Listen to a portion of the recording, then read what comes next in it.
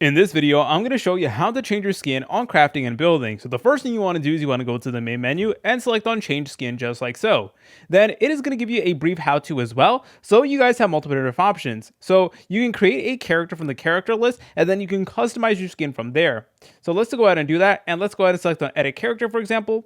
Then you guys are able to change basically every single aspect of the skin, including the body, including the style, the clothes that it wears and stuff like that. So that's definitely pretty cool. And then over here, we get this other option over here that says classic skins. And you guys can actually upload a pre-existing skin if you have one already. So it's the same thing like Minecraft. If you ever played Minecraft before, so you just want to press on choose new skin, then you can put your custom skin from here. Or you guys could select from any of these pre-made skins over here. It is 100% up to you. But for this video, let's select on this skin over here. So let's press on equip. Then we can exit out of here, and now it is going to say the character has been saved. And as you're able to tell, we now have a custom skin on crafting and building. If you guys found this video helpful, make sure to leave a like and subscribe. I'll see you in the next tutorial.